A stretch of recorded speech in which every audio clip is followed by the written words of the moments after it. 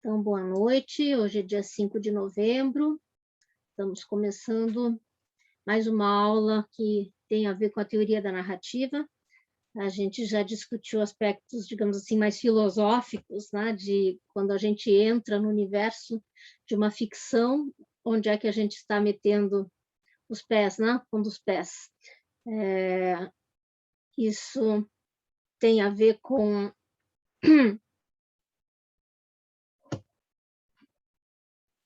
Estão me ouvindo, né? Os 6 passeios pelos bosques da ficção começam com outras coisas e os 3 capítulos finais são dedicados a esses aspectos das relações entre a arte e a vida, entre a ficção, narrativa natural, narrativa artificial, né? As 3 primeiras palestras do Humberto Eco tinham sido sobre aspectos mais técnicos, digamos assim, daquilo que compõe uma narrativa. Quem conta, em que tempo conta, em que velocidade conta. E aí vocês têm a possibilidade de ler os capítulos do Humberto Eco, mas eu não solicitei, não vou solicitar. E o que eu vou apresentar hoje é referente a esses aspectos mais miúdos de análise. Eu fui entrar na sala e daí, tipo, minha câmera abriu do nada. E eu tô muito estranha. É a tua câmera, Lorena? Tô vendo que tem uma câmera aberta, sei lá, alguma coisa aí, mas não sei o que é também. Mas não sei se está aparecendo para todo mundo. Enfim. Não é a câmera aberta, apareceram algumas coisas ali no fundo, mas eu sei que não estou compartilhando. Devem ser 2 assuntos diferentes, Lorena, não se preocupe. E, então, na sequência, a gente vai trabalhar com o conto As Margens da Alegria, tá?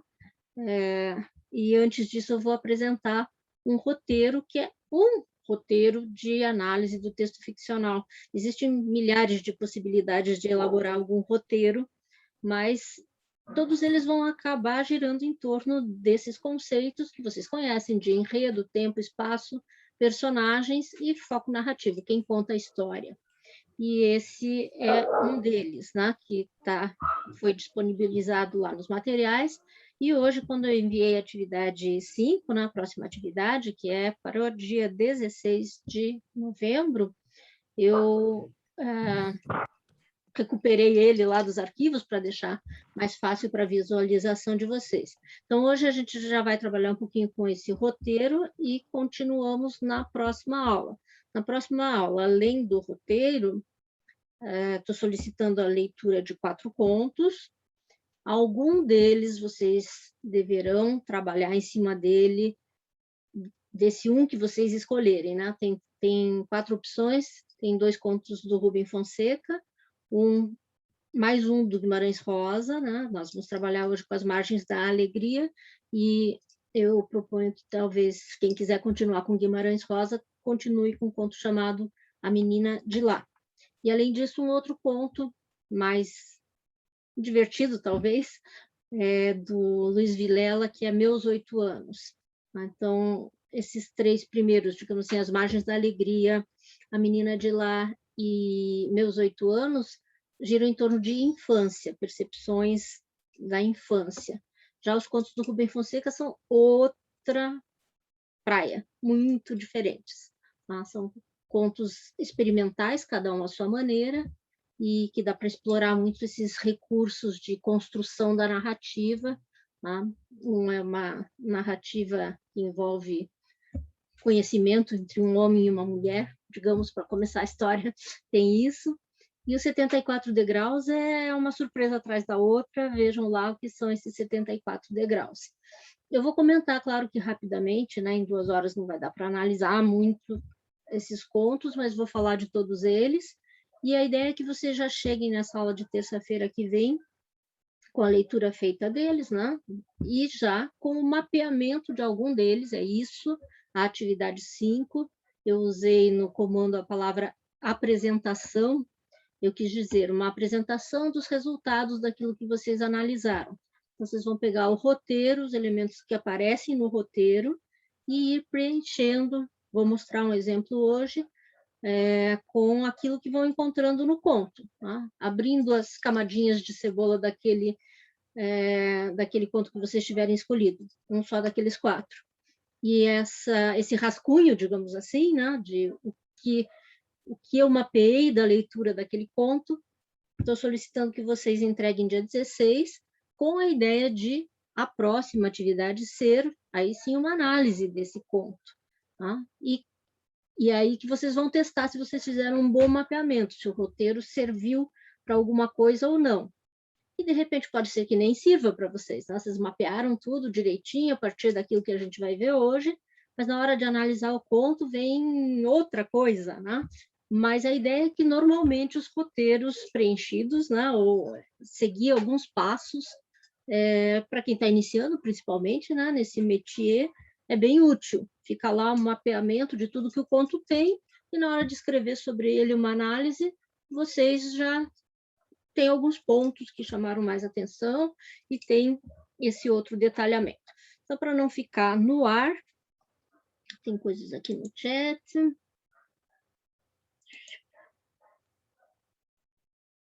Ah, tá. Tudo bem, Lorena. Vamos direto para isso, né? Só fazendo observação, 2 alunos já me perguntaram, eu postei hoje a atividade, por que apresentação, né? Acho que entenderam que era um vídeo, alguma coisa assim. Não é isso, já vou explicar melhor o que é. É simplesmente um exercício que dispensa a escrita de um texto, com começo, meio e fim, com argumentação. Tá? É uma rascunhagem, digamos assim. E agora eu vou compartilhar, então, esse roteiro, né, básico de análise da narrativa. Cadê?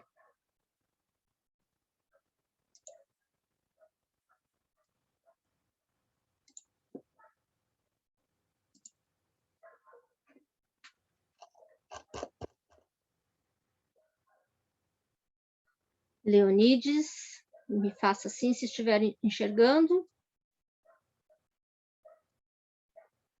Obrigada. Neste momento só tem você com a câmera aberta. Então, roteiro básico, antes de analisar um conto, ou um romance, ou uma crônica narrativa, ou uma novela, sua leitura, claro, óbvio. Tá? E aí, o resumo da fábula. Tem uma distinção ali entre fábula e trama. Fábula, o que aconteceu, a sequência dos acontecimentos narrados em ordem cronológica, que é diferente da trama, que envolve a investigação de como o autor ordenou os fatos ao construir o enredo.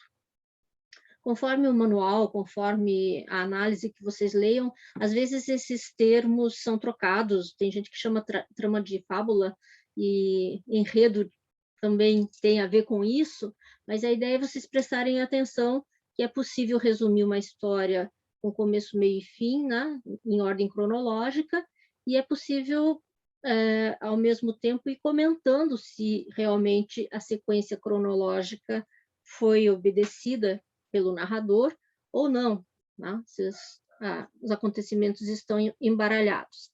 Então, por isso, na hora de fazer um resumo, tem 2 maneiras de fazer, né? Uma é ir seguindo a ordem em que os fatos são apresentados e outra é reordenar, se for o caso, para que eles fiquem na ordem cronológica em que teriam acontecido.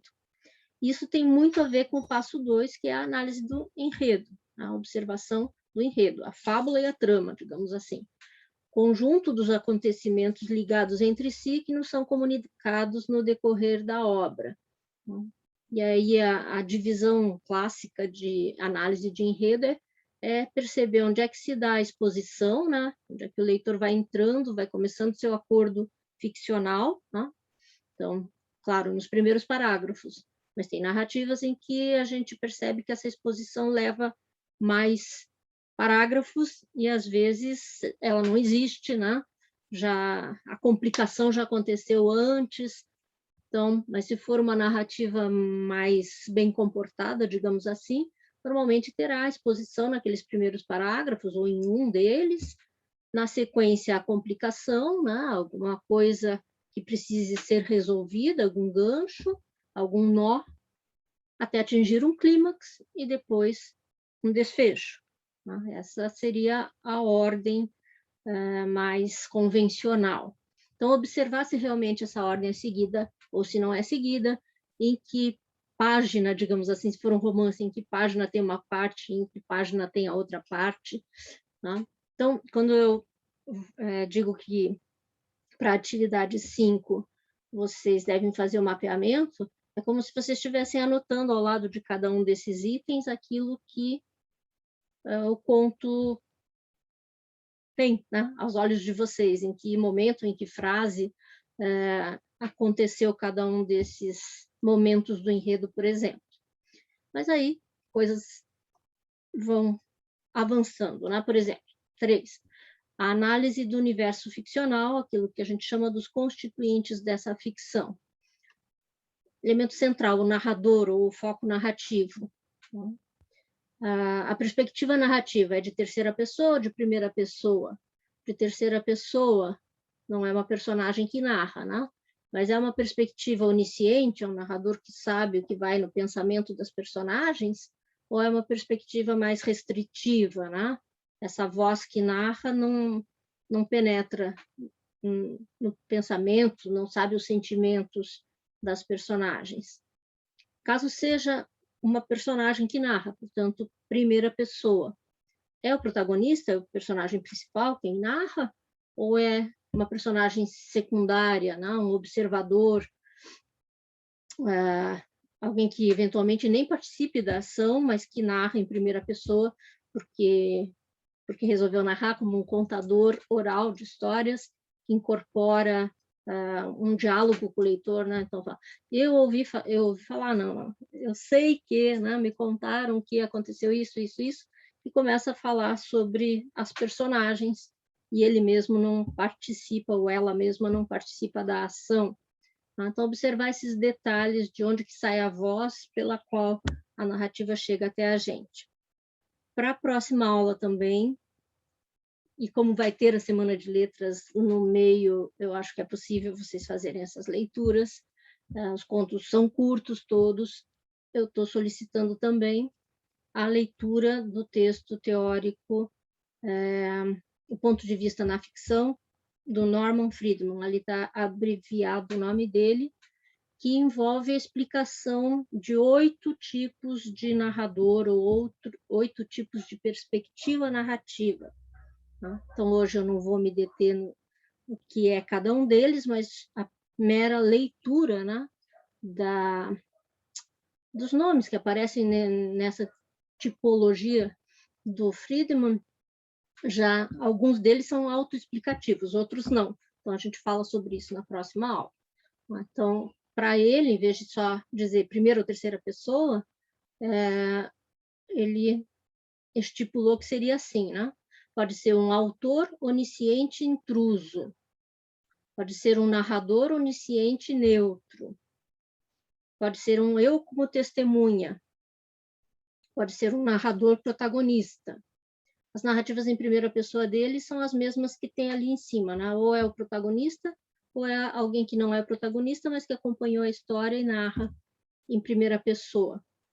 E aí depois vem a onisciência seletiva múltipla, a onisciência seletiva, né? Então, vários personagens têm seus pensamentos e os seus sentimentos expostos, ou onisciência seletiva, só uma personagem aqui tem isso exposto.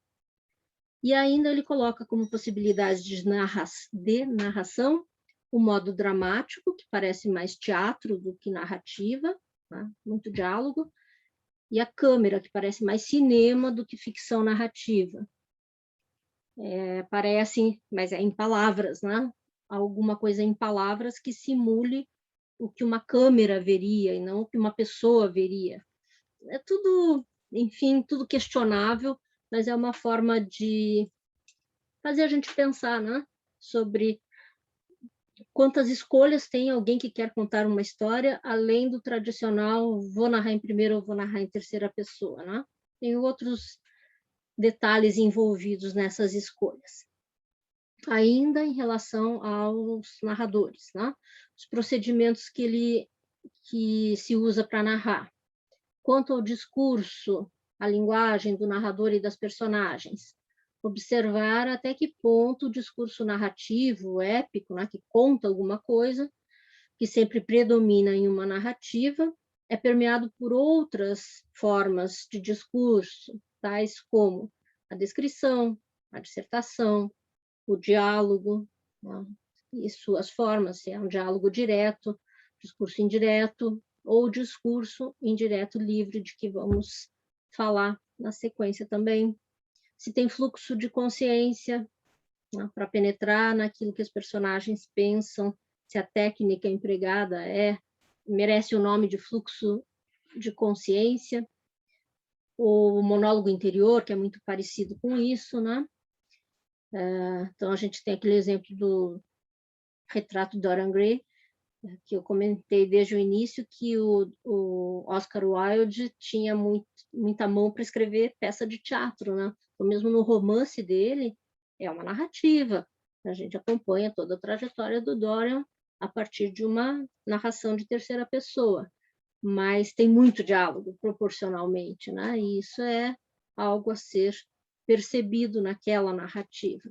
Em outras, haverá outras predominâncias, né? Algo que chama atenção, que não é o narrador que fica contando para a gente eventos o tempo todo, né? Além de contar, ele para comentar, para fazer dissertação sobre algum aspecto social, político, ideológico, sei lá. Tudo pode acontecer nas narrativas. Ainda em relação às formas de narrar, né? Quanto ao andamento, ao tempo, se o narrador conta tudo rápido, ou umas partes ele acelera, em outras partes ele narra com menos velocidade. E para isso, observar se aparecem, e com que frequência aparecem, procedimentos do tipo retardamento, suspense, escamoteamento de informações, né? Então, aquilo que o narrador guarda num cantinho e depois a gente fica sabendo, mas bem que ele poderia ter contado no momento em que ele estava apresentando aquela personagem, ou narrando, num primeiro momento, uma determinada ação. Não, mas ele resolveu deixar alguma coisa escondida para que o leitor tenha por que continuar lendo, né? Depende se é um romance policial, por exemplo, isso aí vai ser muito útil, mas por outros motivos pode haver também esse dá esconde, né? As alternâncias, enfocar privilegiadamente um ou outro núcleo de ação, principalmente em romances, né? Que tem muitas personagens vivendo em lugares ou épocas diferentes. Um conto curto dificilmente vai acontecer isso, né? Depois, alterar o enfoque para outro núcleo de ação, outra personagem, né? Encaixes, narrar uma ou mais histórias dentro da história principal. Alguém fez uma pergunta. Escamoteamento de informações, Sidney Sheldon. Pois é, é um típico exemplo, né? Em que isso acontece. O próprio Humberto Eco tem bastante disso também, nas narrativas dele. Encaixar alguma história dentro da história principal que se narra, flashback, retrocesso temporal, flash forward, vejam, são termos do cinema mesmo, né? Avançar a narrativa, retardar a narrativa, mas que acabam tendo correspondência em palavras. Aí, saindo desse enfoque, do foco narrativo, da narração para as personagens. Caracterização física, o corpo, a voz, os gestos, as roupas, etc.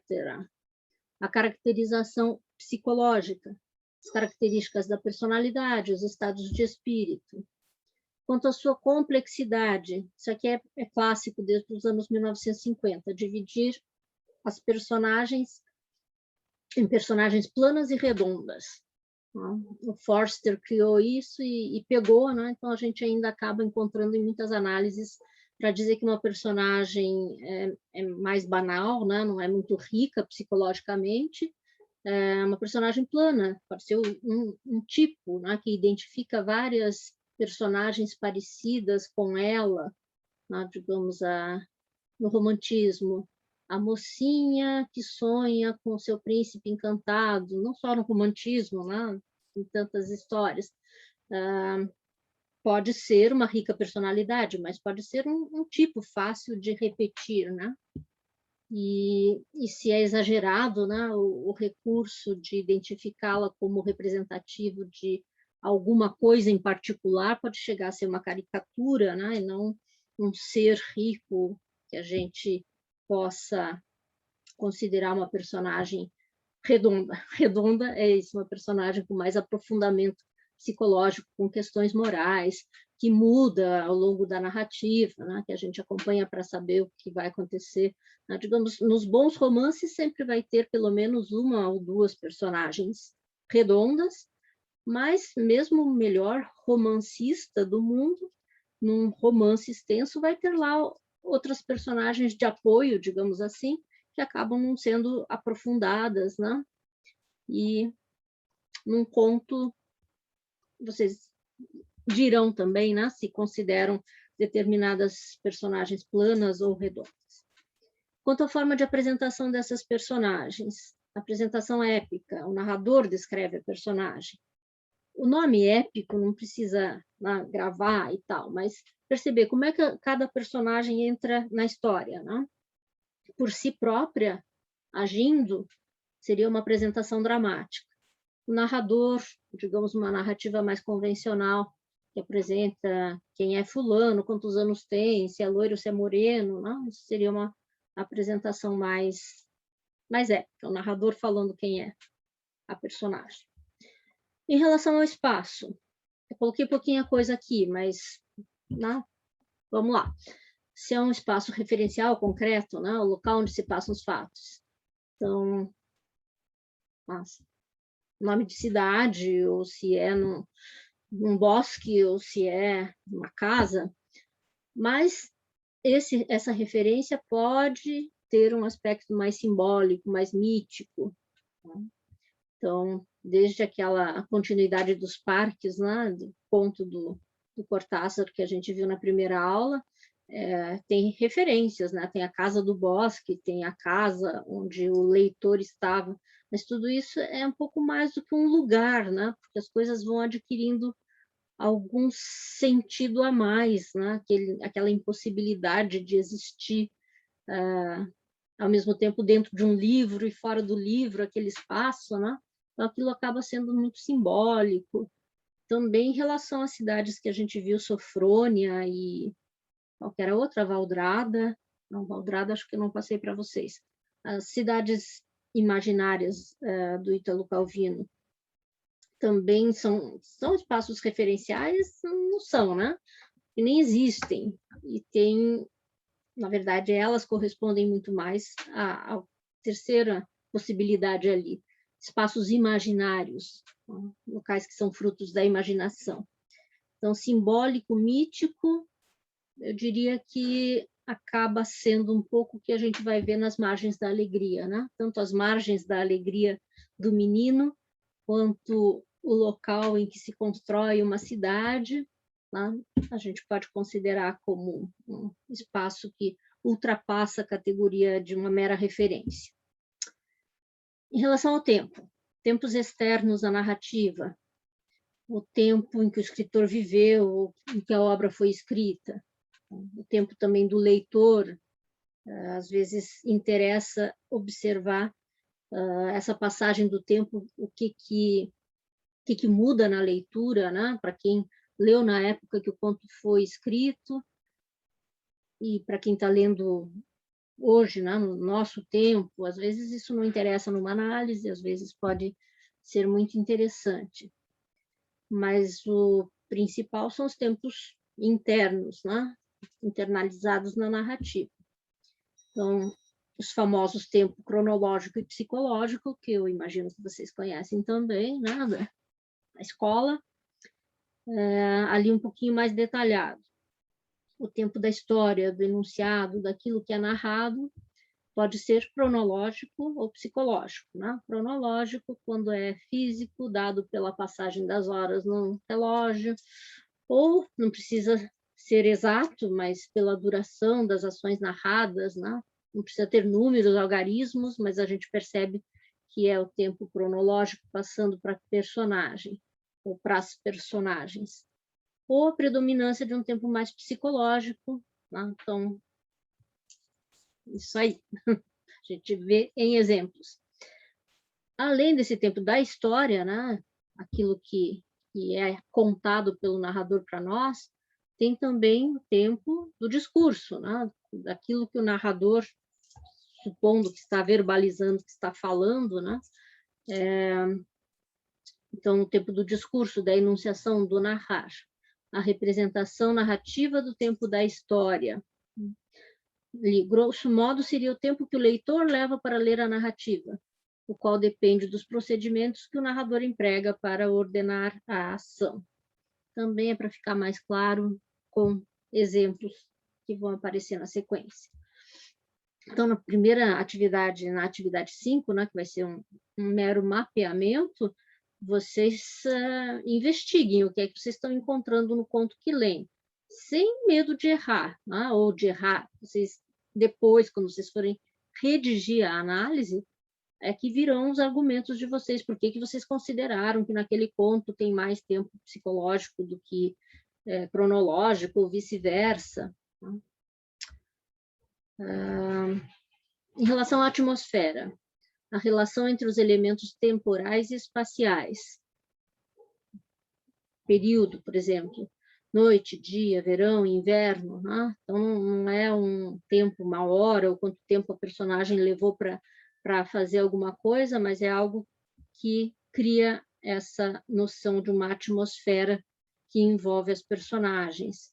O próprio clima, a climatologia, né? Temperatura, vento, chuva, de que forma que a narração, o narrador, aproveita esses elementos para criar uma atmosfera. Também os exemplos mais paradigmáticos são as narrativas góticas ou de terror, né? Em que esses elementos aparecem com ênfase para dar conta de um estado psicológico de uma personagem aterrorizada ou algo assim. Mas, mesmo na narrativa mais realista, muitas vezes é algo muito importante a gente perceber que só se obtém o efeito, né? O efeito especial que a gente sente enquanto lê, a partir de elementos desse tipo. Às vezes da decoração do ambiente, se é mais alegre, se é mais soturna. Ali eu fui pegando elementos que aparecem em alguns manuais, né? Então, uma decoração com elementos heráldicos, né? Tem símbolos de família, pode fazer muita diferença, pode não fazer muita diferença. E aí, para chegar no principal, que é a interpretação. Então, depois que a gente faz esse mapeamento de elementos que são percebidos numa narrativa, aí vem o principal, né? Que é articular um elemento junto com o outro, fazer as relações. Eu vou ler da forma como foi redigido ali. Articulação dos diversos níveis de análise. Estabelecer relações entre os diversos dados levantados na análise de enredo e constituintes ficcionais, tudo que veio antes. Procurando apreender qual o tom predominante e se há alternância desse com outros tons, por exemplo, elevado, irônico, humorístico, épico, grotesco, patético, lírico. Né? Então, aí já entra um pouco do sentimento que a narrativa causou, mas como, por quais caminhos ela atingiu isso? Né? O leitor deu risada, o leitor chorou, né? Saber como que essa mobilização dos sentimentos foi alcançada, né? Qual é o tom que o autor ou o narrador empregou. Em relação ao tema, ao tratar determinado assunto, por exemplo, as andanças sem rumo de um sujeito, sobre que valores humanos o texto se debruçou? Por exemplo, a procura da razão de viver, a inconstância, o amor, a morte. Né? Então, essa é uma divisão entre assunto e tema. Assunto, a tendência é todo leitor encontrar o mesmo em todas as em alguma narrativa, né? Vários leitores leem e o assunto vai ser aquele de que se falou, né? Na narrativa. Por exemplo, uma viagem de um menino para uma cidade que está sendo construída, né? O assunto é esse para todo mundo que lê As Margens da Alegria. Agora, qual é o tema, né, que foi trabalhado a partir disso?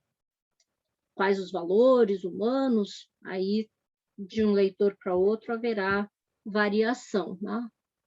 Mais variação, pelo menos, do que em relação ao assunto, que é mais concreto, mais objetivo, que é mais abstrato.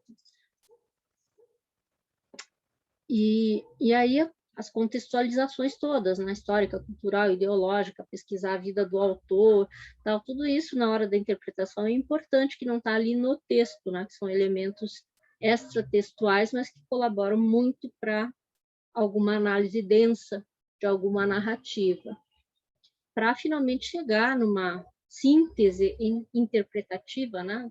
A sua leitura, a leitura pessoal daquela narrativa.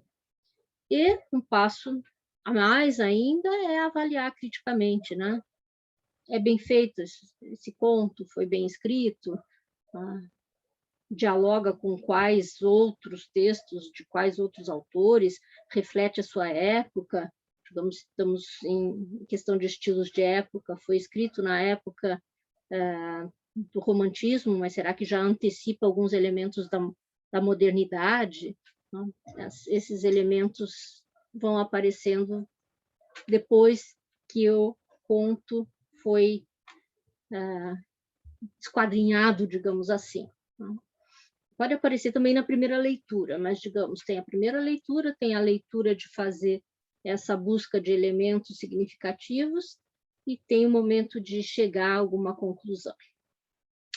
E agora vamos para o nosso conto, que eu espero que vocês tenham lido, né? As Margens da Alegria. Temos aqui o livro que eu enviei para vocês, e As Margens da Alegria é o primeiro conto. Eu vou ler alguns fragmentos, né? Que eu imagino que vocês leram, e que eu não sei qual é o Guimarães Rosa de vocês, né? Muitos de vocês leram Sagarana para prestar o vestibular, e Sagarana é um livro do Guimarães Rosa em que os contos são extensos, e as primeiras histórias é um livro em que as narrativas são bem mais curtas, e tem mudança, né? A Sagarana veio antes, veio nos anos 1940. As primeiras histórias, esse nome meio instigante, não eram as primeiras, não sei o que apareceu aqui. Não eram as primeiras histórias que ele publicava, né? Tem esse charme de chamar história e não história, aquilo que é da imaginação. Guimarães Rosa é um grande artista e esse é um livro muito significativo na trajetória, ou Primeiras Histórias, na trajetória do Guimarães Rosa. Mas, além disso, temos ilustrações do Poti Lazarotto, né? Nosso artista curitibano, paranaense, maravilhoso. E aí, As Margens da Alegria, eu considero que seja uma narrativa, comparativamente com outras fases, né, de João Guimarães Rosa, uma leitura mais acessível, né? Mas isso varia também de leitor para leitor. Então, o início da história tem aquela fórmula que eu comentei em alguma aula passada, né? Inventada por ele. Ele não usou "era uma vez", ele Guimarães Rosa, ele o narrador, né? Ele começa com "esta é a história", e aí o leitor entra, né? Antes disso, o próprio título já merece análise, mas ela só será possível depois que a gente conhece o conteúdo daquilo que é narrado. Ia um menino com os tios passar dias no lugar onde se construía a grande cidade. Era uma viagem inventada no feliz. Para ele, produzia-se em caso de sonho. Aí todo o primeiro parágrafo mostra esse menino sendo atendido mesmo ainda antes das necessidades que ele tivesse, né? Era uma viagem inventada no feliz, o avião era especial, né? Tudo para ele era novidade, o menino estava muito entusiasmado, e mesmo quando apertam o cinto de segurança, né? Aquilo significa uma proteção. Então, a história começa onde que vai se dar a complicação, né? Nesse início, o menino estava muito de boa, né? E observar que já aparecem ali os os nomes que não são nomes, né? As personagens todas identificadas pelas suas relações familiares, né? A mãe com maiúsculo, o pai com maiúsculo, os tios com maiúsculo, e o próprio protagonista, o menino, também identificado com essa palavra escrita em letra maiúscula. Segundo parágrafo, e as coisas vinham docemente de repente, seguindo a harmonia prévia, benfazeja, em movimentos concordantes. Né?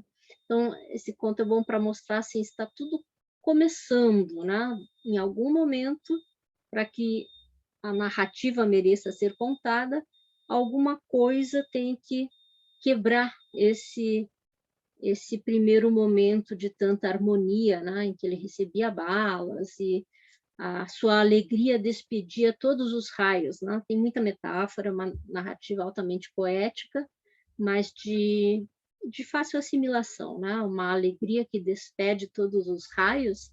Não é nada óbvia essa formulação, mas é bem compreensível, né? O menino estava muito feliz.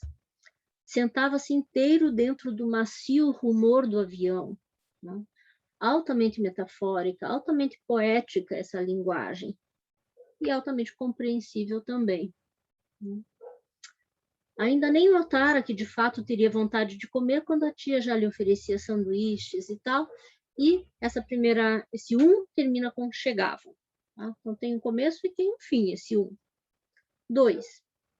Enquanto mal vacilava a manhã, ainda estamos no mesmo dia. A temporalidade nesse conto é bem importante. O que acontece nessa manhã? Tudo aquilo que é narrado em 2, né? E o 2 é mais ou menos do mesmo tamanho do 1. A grande cidade apenas começava a fazer-se num semiermo, no chapadão, a mágica monotonia, os diluídos ares. Então, havia algo em construção. O campo de pouso ficava a curta distância da casa, de madeira, sobre estacões, quase penetrando na mata. Então, essa viagem para ele não era muito óbvia, digamos assim, né? Ele ia não se sabe de onde, não se sabe onde ele mora, mas ia para um lugar que tinha um campo de pouso, não era ainda uma cidade. Para quem conhece um pouco a obra do Guimarães Rosa, enfim, é sobre a construção de Brasília, mas isso não é nomeado, e isso não é o elemento essencial a ser identificado pelo leitor. Mas muito da vegetação que é citada é típica do Cerrado, né? É típica daquela região, e o menino vai entrar em contato, então, com uma cidade que está por ser feita, né? E tem várias menções interessantes a isso por parte do narrador. Tudo é novidade para esse menino, né? Até que uma maior novidade ainda. Para ele, a cidade talvez não fosse tão importante, mas senhor, quando avistou o peru no centro do terreiro.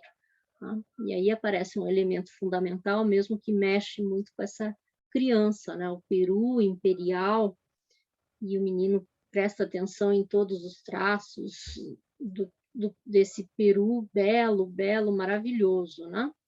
Mas ele só bisviu, né? Viu 2 vezes ali e já o chamaram para um passeio. Então, tem mais uma cena que se encerra com esse chamado, né? Ainda estamos de manhã, número 3. Iam de jipe, iam aonde ia ser um sítio do IP. Vejam que isso aqui é quase um poema concreto, né? Iam de jipe, iam aonde ia ser um sítio do IP. É cheio de I, IP, jipe, se reproduz em IP. Né? Guimarães Rosa, um poeta, um narrador poeta. Se o Oscar Wilde é um escritor de romance muito dramaturgo, Guimarães Rosa é um escritor de narrativas muito poeta. Sonoridades são importantes. E lá vão eles, né? Por essa paisagem do centro-oeste muito maravilhosa, e o menino pensando no Peru, né? Pensava no Peru, só um pouco para não gastar fora de hora o quente daquela lembrança, né? Aquele entusiasmo infantil com a novidade, com a bela novidade. Tinham fome, servido o almoço, tomava-se a cerveja. Enfim, é o momento de uma grande complicação aí na narrativa, né? Ele percebe que não tem mais peru, né? Só umas penas, restos no chão, quando ele volta. Ué, se matou, amanhã não é o dia de anos do doutor? Tem poucas falas, pouco discurso direto, e esse é um discurso direto que acaba com o menino, né? Tudo perdia a eternidade e a certeza. Num lufo, num átimo da gente, as mais belas coisas se roubavam. Como podiam? Por quê? Então, de repente, soubesse que ia acontecer assim, ao menos teria olhado mais o peru, aquele. O peru, se eu desaparecer no espaço, só no grão nulo de um minuto, o menino recebia em si 1 miligrama de morte. Já o buscavam. Vamos aonde a grande cidade vai ser, o lago? Ele não tem tempo para vivenciar aquelas emoções e já carregam ele para outro lugar. E a partir dali o conto dá uma fechada, né? Cerrava-se grave num cansaço e numa renúncia à curiosidade para não passear por pensamento. Teria vergonha de falar do Peru, né? Mesmo sendo uma criança pequena, percebia que não era o caso de dizer não quero ir passear, porque mataram o meu peru. Mas a partir daí o conto acaba mudando, a linguagem do conto acaba se tornando mais barulhenta, né? E a gente vê toda a destruição da mata e escuta, parece, nas palavras, em alguns momentos, até os barulhos, né? Transitavam no extensas compressoras, caçambas, cilindros, o carneiro chocando com seus dentes de pilões as betumadoras, né? O menino não está mais na alegria e a narrativa vai dando conta de destruição, né? De muita destruição no entorno desse menino. E essa parte termina, né? Talvez os adultos estejam lá muito entusiasmados com a construção da grande cidade, mas para o menino ele só via a morte, né? A morte das árvores, a morte do peru. Guardou dentro da pedra. Mais uma metáfora, né? A pedra pode ser que seja o coração dele que virou pedra ou algo assim. 5. De volta, não queria sair mais ao terreirinho. Lá era uma saudade abandonada, um incerto remorso, nem ele sabia bem. Né? Já estava na casa, mas não tinha mais o amigo peru, belíssimo, e o menino não estava bem. Né? O menino se doía e se entusiasmava. Não, aí tem que... Né? Estou passando muito rápido. Apareceu o peru, ele achou que era o peru. Logo ele percebeu que era um segundo peru, era um outro peru. E ele se entusiasma por algum tempo, né? Tudo se amaciava, deixa eu ver, aqui é importante ler, senão a gente perde o principal, né? Ele começa a comparar um peru com outro peru. Tinha o coral, a recauda, a escova, o grulhar grufo, mas faltava em sua penosa elegância o recacho em globo, a beleza esticada do primeiro. Sua chegada e presença, em todo caso, um pouco consolava. Não era um segundo peru, não era aquele. Tudo se amaciava na tristeza, até o dia, isto era, já o vir da noite. Então percebam que tudo acontece num dia só e a coisa vai escurecendo, né? Dentro do menino e na natureza. Porém, o subir da noitinha é sempre e sofrido assim, em toda parte. A melancolia de um fim de tarde, não? O silêncio saía de seus guardados. O menino timorato aquietava-se com o próprio quebranto. Né? Ele estava sem forças, ele estava desanimado, ele tinha perdido aquela energia, o fim do dia estava chegando. Alguma força nele trabalhava por arraigar raízes, aumentar-lhe a alma. Alguma vontade de reação, mas ele estava arrasado com essa experiência. Mas o peru se adiantava até a beira da mata. Ali adivinhar o quê? Mal dava para se ver no escurecendo. E era a cabeça degolada do outro atirada ao monturo. O menino se doía e se entusiasmava. Mas não por simpatia companheira e sentida, o peru até ali viera certo ou traído. Movia um ódio, pegava de bicar feroz aquela outra cabeça. O menino não entendia, a mata, as mais negras árvores eram um montão demais o mundo. E soma tudo, né? A destruição da floresta, o fato de que ele não estava no espaço dele, a incompreensão de tudo aquilo, e ainda no momento em que ele encontra um possível segundo amigo peru, o que esse peru faz? Né? Vai lá bicar ferozmente a cabeça do primeiro peru. Então, aí trevava, né? Fechou tudo, escureceu dentro do menino. Voava, porém, a luzinha verde, vindo mesmo da mata, o primeiro vagalume. Sim, o vagalume, sim, era lindo. Tão pequenino no ar, um instante só, alto, distante, indo-se. Era, outra vez em quando, a alegria. Então, da luz inicial para o escuro total, mas no último parágrafo, e isso é muito Guimarães Rosa, né? Um escritor, digamos assim, para o lado do otimismo, da construção do ser humano, né?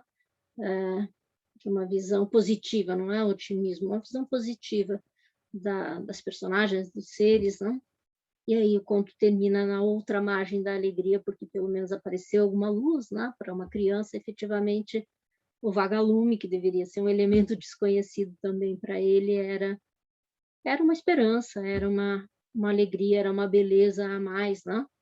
E também do universo animal, né? O que faz muito sentido também para uma criança pequena, né? Conhecer um peru, conhecer uma luzinha verde do primeiro vagalume da noite. Então, esse conto é excepcional em termos de linguagem, né? E ele tem uma unidade muito interessante, né? Isso de ele acontecer inteiro num dia só, né? E de as sensações do menino irem variando mais ou menos conforme a luz do dia ou a chegada da noite. Claro que essa é uma forma de abordar o conto, e quando vocês leram, vocês perceberam de outra maneira outras coisas tão ricas quanto, né? Mas é uma forma possível, né, de abordar, priorizar essa passagem do tempo, a temporalidade desse conto. E aí, eu vou mostrar para vocês, depois fica, mas o assunto é esse, a viagem de um menino para o local onde se construiu uma grande cidade e suas descobertas. Mas qual é o tema? O que o autor e o narrador mobilizam em termos de valores humanos com essa narrativa, né? Uma forma de falar é a aprendizagem de que tudo passa, né? A aprendizagem da morte, da perda, o convívio com a limitação da alegria, né? O título é muito importante, As Margens da Alegria, né? Aí, cada um de vocês, se forem escrever sobre, se fossem, né? Descreveriam de uma maneira diferente, apresentariam isso de uma maneira um pouco diferente, com algumas convergências. Alguém quer comentar alguma coisa?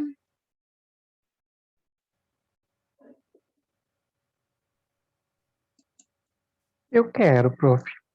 Diga. Que exatamente o que a gente está falando agora, né? Quando eu estava lendo, eu fui percebendo que é extremamente descritivo, né? Primeiro que a gente presta muita atenção na pontuação, assim, as diversas interrogações que ele faz, né? Ou o uso de travessões para impor um pensamento dentro de uma frase ainda. As várias descrições, assim, ao longo do texto, né? Dificilmente tem um texto corrido falando sobre alguma coisa. Ele dá uma ideia e aí ele detalha, né? Por exemplo, a cor, o lugar, o carro, a sensação. Ao E mesmo tempo é descritivo e a gente visualiza muita coisa, e se a gente, no caso, alguma das vezes que eu li, eu fui procurar planta por planta como eram essas plantas. E aham, realmente a coisa se torna muito mais bela, né? Por outro É lado, muito como rico. você diz, não é muito preciso, né? Porque tem uma pergunta aqui, outra pergunta ali, então tem a descrição muito realista, mas ela não é estática, né? Não é aquela descrição paradona, tudo está É, movimentado. e daí para mim é exatamente sobre essa alegria de criança, a gente sente muito mais assim quando o pai chama para passear mesmo, né? Para ir para um lugar novo, que aí você vai prestando atenção em tudo, assim. Então você entrou no carro e vai ter um lanche no carro, e você olha a estrada, e você vai passear por um lugar novo, e daí tudo é felicidade, tudo é detalhe, tudo é uma alegria, assim. Até que Até alguma que coisa te incomoda. até que a história começa, É, até que tem exatamente. algo para ser contado de verdade, né? E normalmente esse algo é a quebra dessa harmonia, né? Então, desse ponto de vista, o exemplo de narrativa mínima do Humberto Eco não é muito bom, né? Que ele dizia lá, um homem estava com fome, foi até o restaurante, pediu bife e lagosta e ficou satisfeito, né? É uma história muito sem graça, né? Porque já começa com o problema, o cara estava com fome, mas normalmente as narrativas começam sem o problema e o problema aparece e dá o gancho, né, para que toda a exploração aí seja possível. Ok, Egon. Agora eu vou só mostrar, mas eu passo para vocês depois o meu exemplo particular de... passo esses slides. Olhem como eu preenchi em determinado momento, a título de exercício, né, o roteiro, imprimi o roteiro e fui preenchendo do lado com os elementos. É isso que eu quero que vocês façam como atividade 5. Claro que não precisam imprimir o roteiro e fazer assim, rascunhadão, mas a quantidade de elementos que vocês vão apresentar fica a cargo de vocês também, né? Então, por exemplo, em relação ao resumo da fábula, como é que eu resumi essa nesse dia? Se fosse outro dia, eu já iria fazer um pouco diferente, mas, assim, um menino viaja de avião para a região onde seu tio trabalha na construção de uma cidade. A viagem é ótima. Na casa dos tios, o menino vê um peru, fica muito encantado. Saem para um passeio e, no retorno, ele descobre que o peru servirá de alimento. Fica muito triste e, mais ainda, ao observar a derrubada de árvores para construir o aeroporto. À noite, ao ver um vagalume, tem um pouco de alegria. É uma forma de resumir aquilo que está narrado, né? Esses fatos estão lá, mas claro que mesmo isso, cada um de nós resume de uma forma um pouco diferente, né? Ali nesse momento não anotei nada sobre a trama, se isso é narrado em ordem cronológica ou não, né? Do enredo, qual é a exposição, os 3 primeiros parágrafos. Também vocês podem discordar depois. Façam esse exercício, né, de ver lá o que tem e como vocês fariam. A complicação ou desenvolvimento do conto, a meu ver, começa com a visão do peru, do primeiro peru, claro, né? E até a morte, se dá essa complicação, a morte do peru. E o clímax, coloquei 2 clímax. Primeiro clímax, a notícia da morte do peru. O segundo clímax, a queda da árvore, que é um momento de extrema emoção negativa, né? Sombria para esse menino. E o desfecho, eu considerei a parte 5 inteira como desfecho, mas de repente a gente pode considerar, especificar como desfecho o aparecimento do vagalume, né? Um momento de alegria. Então, é tudo muito variável, né? Não tem resposta certa, não, ainda mais num conto rico como esse. Talvez numa narrativa muito tradicionalzinha, muito pobre, né, de recursos, quanto mais pobre de recursos for a literatura, mais digamos assim, o preenchimento de um roteiro desses vai ser parecido de um leitor para outro, né? Quanto mais rica a narrativa, mais possibilidades se abrem. Mas vocês não têm que se preocupar em acertar ou em escrever aquilo que vocês acham que o professor teria escrito, né? Mas usar isso para abrir o conto, a narrativa. Então, depois vocês dão uma olhada naquilo que que eu preenchi para cada item, né? Às vezes fiz uma flechinha para cá, uma flechinha para lá, e digamos assim, se fosse eu aluna e o professor tivesse pedido para mim como atividade 5, isso aí, eu encontraria uma forma de passar esses elementos, os que me chamaram mais atenção, para outra folha, né, para não entregar assim com a cara do rascunho, mas, de novo, alguma coisa que depois, quando vocês forem consultar, seja útil para preparar uma análise redigida, né, com começo, meio e fim, com argumentos, né? Então, nesse sentido, a ideia de um mapeamento dos elementos técnicos que foram aparecendo. E assim, vocês vão ter todas as oportunidades daqui até o fim da disciplina para trabalhar com essas coisas. A gente vai, não é parar, né? É avançar, mas a gente vai continuar com exercícios desse tipo e vários contos. Se observarem, a gente vai trabalhar com mais uma narrativa um pouco mais extensa, que é a Hora da Estrela. Vou parar agora com o compartilhamento, depois eu passo esse arquivo para vocês. A gente vai continuar fazendo análises e acrescentando elementos desse tipo, né? Por exemplo, a tipologia do Norman Friedman, que pode ajudar a esclarecer aspectos de algumas narrativas, né?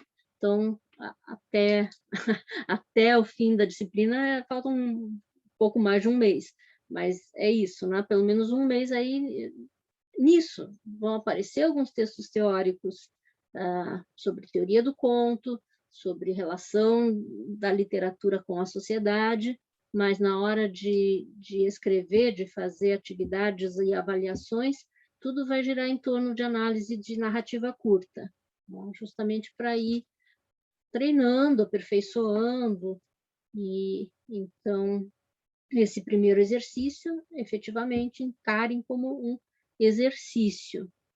E para isso, como vocês têm um pouco mais de tempo em relação a outros momentos, né? Porque na semana que vem não vai ter aula, não vai avançar o conteúdo, né?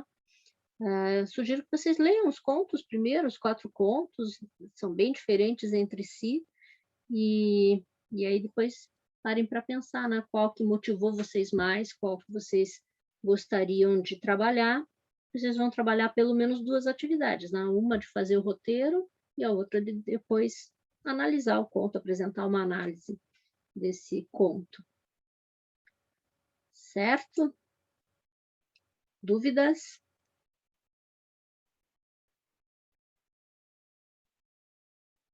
Dúvidas vão aparecer, talvez, na medida em que vocês forem. Deixa eu encerrar aqui a gravação e a gente fica mais um pouquinho.